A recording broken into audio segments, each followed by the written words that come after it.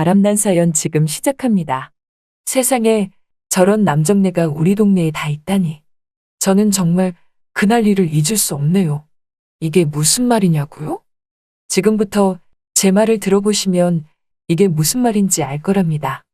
사실 남편 죽고 혼자 살다 보니 늘 가을부터 시작해서 겨울은 더 춥기만 했거든요. 설상가상으로 평년 겨울보다 일찍 찾아온 한파 탓인지 몰라도 한겨울 추위에 보일러까지 말썽이어서 어찌나 더 춥기만 하던지 안 되겠다 싶어서 보일러 회사에 전화하여 AS 문의를 했는데 아니 글쎄 갑자기 찾아온 일은 추위 탓에 기사님들의 방문이 늦어지고 있다고 하지 뭐예요. 그래서 언제까지 기다려야 하냐고 물어보니 지금 한파로 여기저기 보일러가 고장이라 아마 일주일은 더 기다려야 한다는 말에 더는 들어볼 것도 없이 전화를 그냥 팍 끊어버렸답니다. 아니 추워 죽겠는데 일주일을 기다리라니 냉골에서 그냥 죽으라는 소리처럼 들리더군요. 솔직히 서방이라도 있었으면 두꺼운 이불 하나 펴놓고 밤새 꼭 붙어서라도 있지.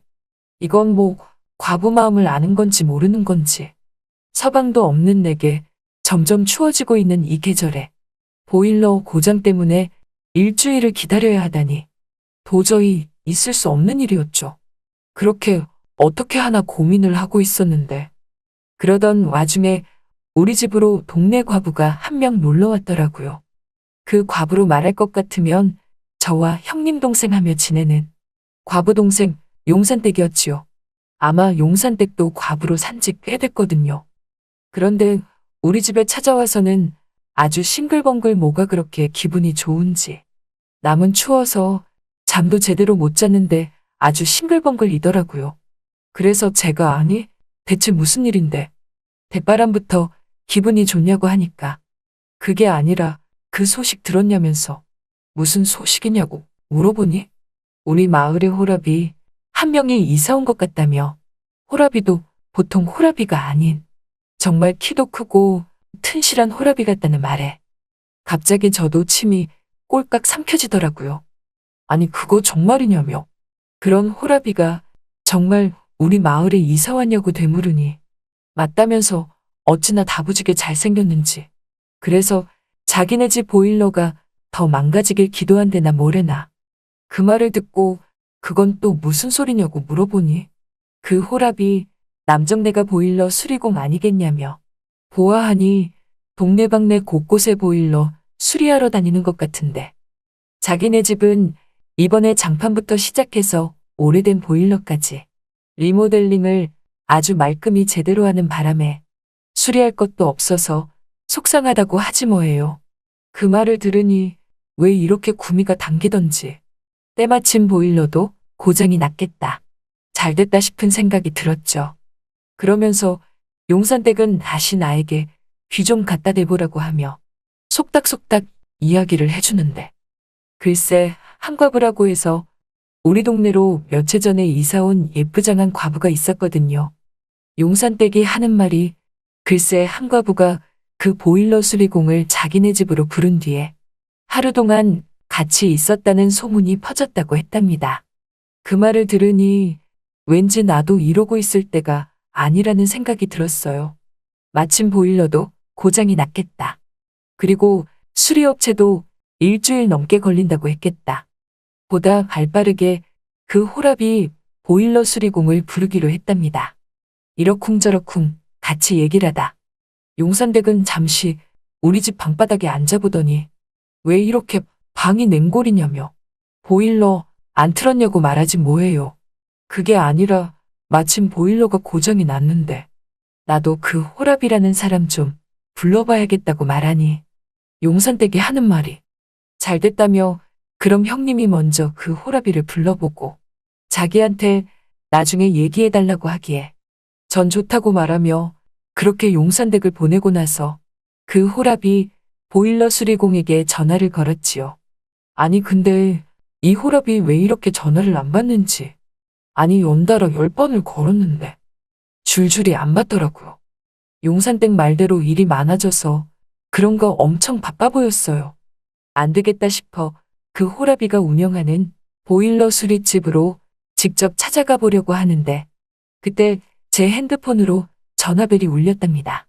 저는 전화를 받으며 목소리를 최대한 여성스럽고 예쁘게 한 뒤 여보세요?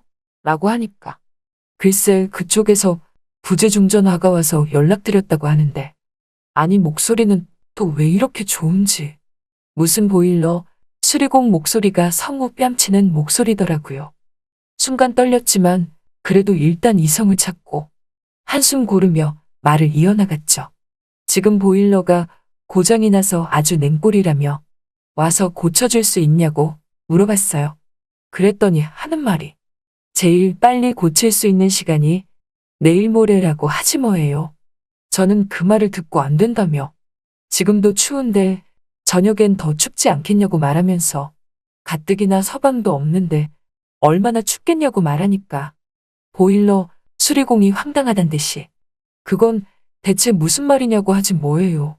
저는 순간 실수했다 싶어서 아니 그게 아니라 일단 빨리 좀 와달라고 하니까 보일러 수리공은 그래도 안 된다면서 다른 집들 스케줄이 꽉 잡혔다고 했답니다. 안 되겠다 싶어서 그럼 수리비 더블로 준다고 했더니 보일러 수리공은 잠깐 생각하나 싶더니만 곧이어 하는 말이 그럼 좀 늦게 가도 되겠냐고 말하지 뭐예요. 그래서 몇 시 정도냐고 물으니 한저녁 9시 정도라고 말하길래 전 좋다고 하면서 그럼 그때라도 오시라고 말하며 주소를 알려주고 전화를 끊었답니다. 솔직히 이게 웬 횡재인지 그 시간에 오면 좀 더 그렇고 그런 분위기가 형성될 텐데 완전 땡 잡았다 싶었지요. 이럴 때가 아니다 싶어 오랜만에 미용실에 들려서 머리도 하고 방도 깨끗이 치워놓고서 화병에 꽃도 꽂아놨어요. 그리고 그 보일러 수리공이 오기만을 기다렸죠. 어느덧 시간은 다가왔고 저녁 9시쯤이 되자 그 보일러공이 우리 집 안으로 들어왔는데 후줄근한 작업복 차림인데도 불구하고 순간 제 눈엔 성광이 반짝이듯 빛이 보이더라고요. 주위는 온통 까맣게 칠한 듯 아무것도 안 보이는데 그 보일러 수리공만이 환한 빛이 감도는 게 정말 입이 쩍 벌어질 만큼 너무나 멋졌답니다. 역시나 용산댁 그 여편네 말이 맞았죠. 사람 보는 눈은 다 똑같다고. 비록 과부지만서도 눈 높은 그 여편네도 마음에 든다고 하는데 오죽하겠어요.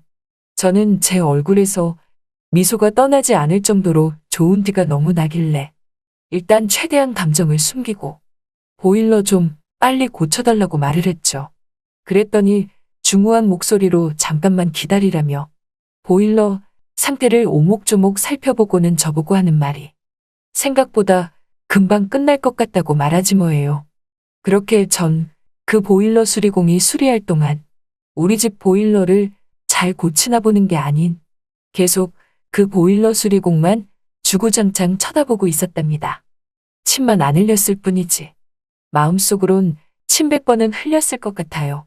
그렇게 시간이 흐르고 얼마 뒤 수리가 다 끝나게 되었죠. 보일러 수리공은 제게 수리비를 청구했는데 저는 그 보일러 수리공에게 잠깐만 기다리라고 말하면서 신호를 보내니까 그 보일러 수리공도 이런 제 마음을 발빠르게 눈치를 챘는지 갑자기 여러분이 지금 듣고 계신 채널은 바람난 사연 채널입니다. 정말 순식간이었어요. 모든 게 순식간에 일어난 일이었고 생각보다 저 보일러 수리공도 제 마음을 잘 읽었으며 모든 게 순조롭게 이루어졌죠. 정말 함께 있어 보니 용산댁이 말한 것처럼 기세가 대단하더라고요. 이런 감정은 서방 죽고 나서 오랜만에 느껴보는 감정이라고나 할까. 아무튼 그랬죠. 그렇게 보일러 수리공은 우리 집에 그렇게 머물다가 동이 트자 일찍 나갔어요. 저는 또 오라고 하면서 보일러 수리공과 약속을 잡았지요. 우리는 나이는 있지만서도 늦은 나이에 서로가 혼자 된 만큼 서로의 짝이 절실히 필요했는지 몰라도 첫 만남인데도 불구하고 참 마음이 잘 통한 듯 싶었답니다. 그리고 다음 날 역시 용산댁이 우리 집에 찾아와서는 제게 묻더라고요. 어떻게 됐냐고 자꾸 묻길래 사실 그 보일러 수리공과 이러이러하여 함께 있었다고 말하니 갑자기 용산댁이 괴성을 지르며 정말이냐면서 형님 좋겠다며 다음에는 자기 차례라고 하지 뭐예요. 그 말을 들으니 뭔가 기분이 나빴어요. 아니 자기 차례라니. 그 호랍이 보일러 수리공은 내 남잔데 지금 나눠 갖자는 거야? 뭐야? 별별 생각이 들었죠. 그래서 전 용산댁에게 그 남자 내가 먼저 찍었고 나와 함께 긴 시간을 보낸 내 남자라고 말하니 용산댁은 그게 무슨 말이냐며 그 호랍이 자기가 먼저 알려주지 않았냐면서 그런데 형님 혼자 그 호랍이를 갖는 게 어딨냐고 말하지 뭐예요. 그래서 전 다시 용산댁에게 이 여편네 위아래도 없다면서 형님인 내가 먼저 새서방 만나야지. 어디 나이도 한참 어린 과부 동생이 과부 형님 앞에서 새서방 타령이냐고 말하니 용산댁은 그래도 이건 죽어도 안 되고 양보를 못하겠다고 했답니다. 그렇게 우리는 그 일로 하여금 사이가 틀어져 버렸어요. 그리고 이상하게 다음에도 온다고 하던 그 보일러 수리공도 우리 집에 찾아오지 않았죠. 그래서 안 되겠다 싶어 보일러 수리공이 있는 가게로 한번 찾아가 보기로 하고 집을 나섰는데 동네 길목에서 용산댁을 딱 마주쳤답니다. 그런데 서로 사이가 안 좋다 보니 이제는 별것도 아닌 걸로 둘이서 마주치기만 하면 시비가 붙었답니다. 그리고 급기야 우리는 동네 한복판에서 머리끄댕이를 잡고 서로 그 보일러 수리공은 내 거라며 물고 늘어졌죠. 그때였어요. 보일러 수리공이 우리가 싸우는 곳으로 마침 지나갔고 우리는 잘 됐다며 우리 둘 중 한 명을 선택하라면서 보일러 수리공에게 선택을 강요하니까 듬직한 보일러 수리공 등 뒤편으로 갑자기 어떤 여자가 감춰진 모습을 드러내며 쓱 나타나더니 미안하지만 이 보일러 수리공은 자기 남자라면서 이미 결혼 날짜도 다 잡았다고 하지 뭐예요. 그래서 그 여편네가 누군가 하고 자세히 봤더니 아니나 다를까 동네에서 며칠 전 이사 온 한과부였답니다. 그러고 보니 한과부는 그 보일러 수리공과 먼저 알게 된 사이였는데 하룻밤에 그친 게 아닌 서로 결혼 날짜까지 잡았더라고요.